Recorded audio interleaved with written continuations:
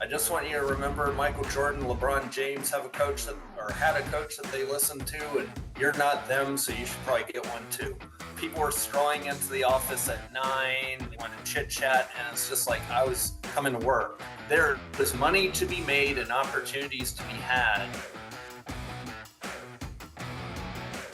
All right, guys, we have Dan Harnsberger, Richmond, Virginia. Okay. This guy, I've seen him more consistent than anyone else that I've seen in a lot of prospecting groups that are around. And so, Dan Harnsberger, introduce yourself, tell them where you're from, and like basically give us some nuggets on like what really makes you as successful as you are. And really, I want to also go into some stories that I think that a lot of agents will get inspired by. Okay. Well, first, thanks for having me. It's good to be had. My name's Daniel Harnsberger. I'm a real estate agent in Richmond, Virginia, the Central Virginia market. So Richmond and all the surrounding counties and towns. I've been an agent for 6.5 years, and I've been a phone warrior as far as a group member since the beginning of this year. Okay. Amazing, dude. And so what would you say like would be your number, like one thing that you've really either not maybe say they mastered, but what would you like attribute the success that you've had? Because what I've noticed with you, Dan, is that you've been like have been consistently getting listings, you taking listings, it was just like you went from like amateur Dan to professional Dan in like a matter of like 6 to 8 months. And what that transition is something I want to talk about and get more into with you. Sure. I started off this year slow, and I think sometimes when you're not getting to where you want to be, it's just there's something you don't know or there's something you need to tweak. And I think for this year, that's all that was. And then I think being in the prospecting group and like listening to people like you, Rich and Emily, and some of the other people on there, like I'll take little nuggets from that, implement that, plus listen to my coach. I think if anyone in the business within an earshot of me, if you don't have a coach, I just want you to remember Michael Jordan, LeBron James have a coach that or had a coach that they listen to, and you're not them, so you should probably get one too. So I've just listened to the compound effect recently, and that was just like hammered home what I believe is just like come into work every day, but then getting better at the same time, like consistently working on that. How much time do you think a day or a week or a month that you're actually putting into, being coached and, implementing? Here's the thing to me, like what I realize is because this year I really made a commitment to practicing skills. So like if you like for objection handlers, like there's no new objection handler in the history of the business. So it's kind of silly if we get one thrown at us and we don't know how to answer it. Professionals practice. And so I always liken real estate to the NBA. Like the best NBA players, they know how to shoot a jump shot, but they still do it every day because they practice, and professionals practice and professionals get paid. So I don't know about you, but I love the old greenbacks, and but talk a little bit more about that. When you practice objection handlers, what is that? What either like are you doing on a daily basis to do that? Is it just like a role play partner? Are you doing it by writing it out? Like what to give us some framework on that? And also, real quick, while you give it that, you also talk about to the average agent who might be new or not even in the business. What are you talking about? The objections, like how's that even coming up about? Okay, well, I'll try to tackle all aspects of that. So for me, the way I practice objection handlers, I'm an old fashioned fellow over here. I just write out flashcards and practice them the same way I learned vocabulary words in school. There's nothing that's like overly hard about the business. It's just about doing the work. And most people love the rewards of the work, no matter what it is, but especially here. But what are you going to do for it? What is it to want? So I like the life and what real estate has afforded me and can afford me. So just like I like doing the things that allow me to be successful within that, and simultaneously like do something like this and give back to the business that made me. As far as like, so it's just a little bit, I think to touch on your question, Rich, I had a hard time because like, I remember we went to a Mike Ferry Superstar retreat. It was like summer before last, and they had someone on there and she practiced every afternoon. So I wrote that into my schedule. I was going to practice every afternoon, and it just was not happening. But I knew it was important. So I tried just reviewing my objection handlers before bed. And that's what works for me. So that's when I can more consistently do it. And where are you So coming up with the answers to these objections? I mean, look, man, I'm not like a genius over here. I just use the stuff that I've gotten from Mike Ferry organization. So we've got the 40 objection handlers and the 41 objection handlers that came out from the Superstar retreat. So I just practice those. So what gives you the confidence? I've heard you riff off though on some of these prospecting calls on objection handlers, and you basically it's almost like you put your own spin on it. What gives you the confidence to put your own spin on the objection handler that you're actually handling? Practicing them. That's it. Like, it's just like the listing presentation. Like I always bring it printed with me just in case we get off track. I can get right back on, look back at the notes. But like I didn't yesterday. I forgot to bring it printed with me. So like I wrote out the 3 questions for the part of the 1-minute presentation because I know it because I practiced it. So that gives me a confidence. And I've noticed, Dan, you sound so confident on the phone when you talk to people, and you don't talk over them either. And I think that's the key, is you let them say what they want to say and you listen, you actively listen, and then you repeat what they say. And I think that's like that, small shift that really gets people to engage with you, and then you set the appointment. So I've heard a lot of your calls. You're amazing. Oh, thank you. That's kind of you to say, but that came over time because I think like for me, I can't speak for everyone. The act of asking open-ended questions, like that was not natural to me. So it was like learning a second language. So if there had been a Phone Warriors like 2 and 3 and 4 years ago when I first started in coaching, I mean, you would have heard a lot more pauses, and probably if you'd watch me, like you could watch me think, if that makes sense, because it was like learning a new language. But then if you keep coming to work every day and keep a focus of, I'm going to ask open-ended questions to get the seller talking, or the buyer, if you're talking to a buyer, because that's who should be talking more than anybody. And so once I continually doing it, made it easier and made it second nature, and frankly made my personal conversations outside of real estate better. And so now when I listen to people who are newer, like I'll hear them ask a lot of close-ended questions, or they're not comfortable with the scripts because they won't commit to them. So they'll think of their own way to say it that sounds better to them.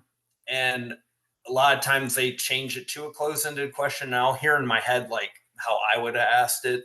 Like, that's automatic now, but it didn't come automatically. It came with time and putting in work. And you would say, well, I guess what would be your top 3 to give you the confidence? I think I heard you correctly. You were saying your repetition and scripts. So where else did you gain the confidence to be like this? I just think it's doing it, but I think it's being around people who have I think the greatest thing about Phone Warriors was like at my old office, I was somewhere else before I was the EXP, and this is not an EXP plug or anything. But like, but if you are looking to join EXP, please call me 804-380-110. But listen, it's just listening. Before at my old brokerage, I felt very alone because like people were strolling into the office at 9:30, and they wanted to chit chat, and it's just like I was coming to work, but I was the only one doing that kind of work, at least for the first couple hours of the day. And so it's been great for me to be around other people who are skilled, because you're a product of the people you surround yourself around. So it's like a Jim Rohn quote. So, and I think it comes down to like one word, and I wrote down as you were talking, exposure. You just got exposed to the right group or the right people, and that also helped you get to that next level from what it sounds like that you actually did. And can you, speaking about exposure and how consistent you've been with the practice and everything you've done, you had, I don't know if you had said, if you guys can remember this, you had either messaged someone in the group or messaged the group itself, and you said, or you texted me. Anyway, you went from like 3 to 8 listings in 1 month. Can you talk about that? I don't remember that message, but I'm not saying it wasn't sent. But you did do that, yes? I started listings. I started this year. I started 1 of 10 of my first 10 listing appointments, and I pre-qualified all of them. But it was making like little. I just talked to my coach about, because that's frustrating.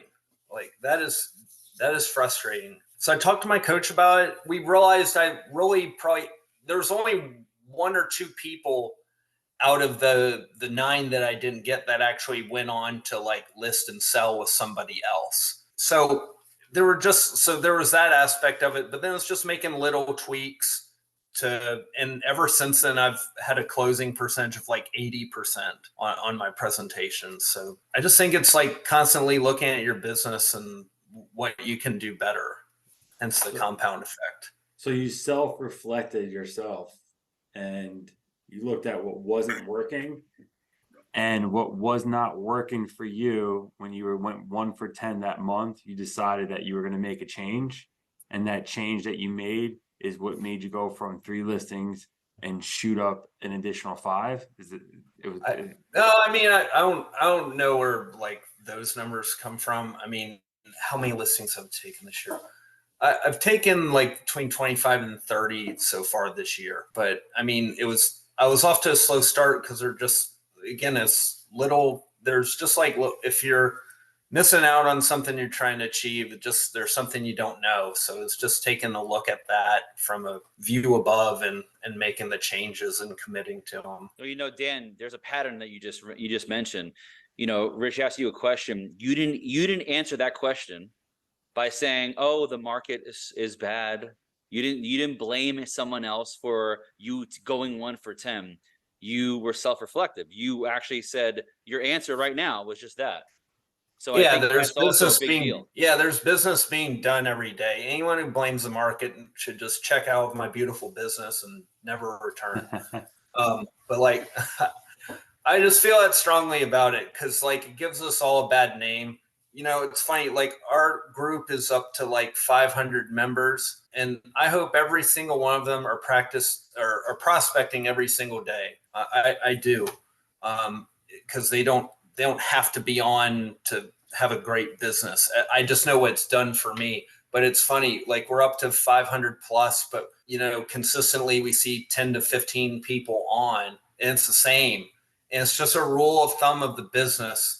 It's the 90-10 rule. 10% of the agents do 90% of the business on average. I mean, that's statistical. Yeah, but the one thing of the people that keep on showing up is what you're saying is really what's been, what's getting them results, and they're going to get that exposure from, guys like you. So, yeah. One thing I don't think I've touched on that I love about the group is, and that makes me better, is like, there's other people on that I respect and like admire their production or things they do. So like the last thing I want on a call is like, if I get off a call, is someone be like, well, that guy was a coward, or that guy bowed out early. Like, I don't want anyone to think that, like that he took it till, as far as it could go, whether that's ends in getting an appointment or, someone hanging up on me. So I just, that's so like, true. That's so yeah, that's I don't such a good looked point. at like that. Yeah. That's such a good point, dude. I mean, I think that I've even personally pushed through a couple calls and I was like, I just want to hang up this call right now. I'm just done with this. And yet I'm like, well, I got 15 people looking at me. I'm not going to be a little bitch about it, right? So yeah, that happened this morning. Like, the fellow was a little long-winded, and like that kind of sends me from analytical to driver mode. And but I stuck with it because I just like, again, like I'm just a simple guy over here, and Mike Ferry's a lot smarter than me. So like he already wrote scripts that work really well. So I just stick with those scripts and practice those. I think new agents who get into coaching, one of the biggest problems, I am no exception here, is like just not being submissive to the sales system, and the process. And part of the process is the scripts. And the scripts are written out with open-ended questions. And so just like come into it with I guess the mindset of a child, like kid goes to school and I don't think a lot of kids come in like thinking they just know everything. You know, they're open to learning. And I made myself coachable, and just like I'm much more committed this year to asking all the questions and going through it. And I hear a lot of people on the phones, and I think they stop short. You know, they give up too early, or they don't ask all the questions, because sometimes you keep asking those questions to go all the way through. It'll open up a door that didn't seem like it was there before. What do you, Dan? Go ahead, Emily. Go ahead. Say, how many conversations are you having, would you say, a day? Because you're on in the morning and then you're always on at night as well in the afternoon. I go for 30 every day, but I mean, I'd be lying if I said I hit 30 every day, but that's my goal. I'm having 20 plus a day. What would you say? What's the ratio that you have between the 30 that you're calling from colder sources to your database? Well, you know, we had that mastermind with Dan Mum, and I tweak some stuff because I like to know like who I'm calling and why I'm calling them.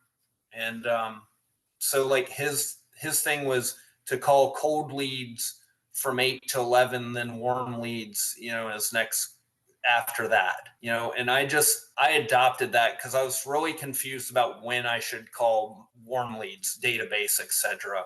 And so I just really switched over to something that mirrors what he does. And that's been a nice tweak. Dan, I would just ask 2 questions, which is a little bit I don't want to say out of character, but what excites you to continue to do what you do? And are there any, you know, are you a daily reader? Are there any books out there that gave you these confidence that, you know, people are readers? What you would suggest? I think, I'm forgetting the author's name on what I started the year on. Hold on. Compound. I read what's DVN. He recommended that book by Tim Grover. Oh, Relentless. Yeah, Relentless. Yeah, I listened to that recently. I listen to audiobooks rather than read because I just go to sleep really easily when I read. So I listen to audiobooks usually when I'm doing fasted cardio in the morning. That's the best time because I can get through 2 things I don't love but are necessary in my life early on. And then I know I've like said it several times, so I don't mean to be repetitive, but the compound effect is really good. I think that's a great book like to read for this business. Okay. Awesome. And what excites you? Like to get up every day, like what's your why? Yeah, that's something I just like to put in work and do. Like I don't have kids or anything, so like I've got a niece, so I figured like she can just have all my stuff when I'm gone. And so that's a good why. Like I have her name written on my whiteboard here. And other than that, it's just to like, I want to leave the business better than I found it. So like, I like putting in work. I'm not a big social media person, but I like to make my social media a little different. So like, I see a lot of people do videos and like, some people are really, really good at it. Like Emily's really good at it. Dean's little 1-minute things are really good. But like, I just don't have the desire to do that. But I do like to just peel the curtain back a little bit and talk about the work. Because no one not no one, but because I don't know everyone's social media, but I don't see a lot of people talking about the work. Because it doesn't sell. Yeah, I mean, it's not palatable to a lot of people out there. Yeah. They don't want it. It's not sexy. It's just like HGTV. Like people see that and real estate flipping a house looks real fun, but if they like went into the ROI analysis and like the pains of lining up contractors and scope of work and all that. Like it wouldn't be on television. So what would you suggest, Dan, to the last question here for the day, unless Emily, you have something? I was going to ask you, if someone that, let's say, hasn't prospected consistently or is trying to wants to get into it consistently, wants to do that, what is one piece of advice you would give that person? Just do it or get out of the business. And I'm not saying that to be abrasive, but just like you get one life and you have the same opportunity that everyone else in the business has. But instead I hear a lot of people bitch about the lack of inventory when we have the opportunity to cure that, because there's enough for everybody.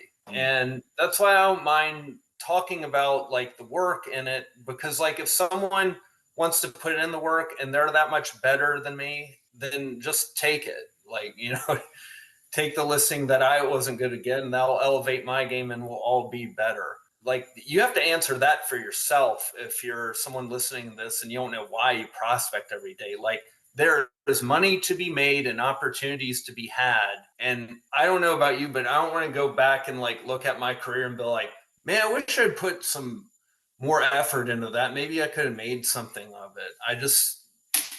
I can't live like that.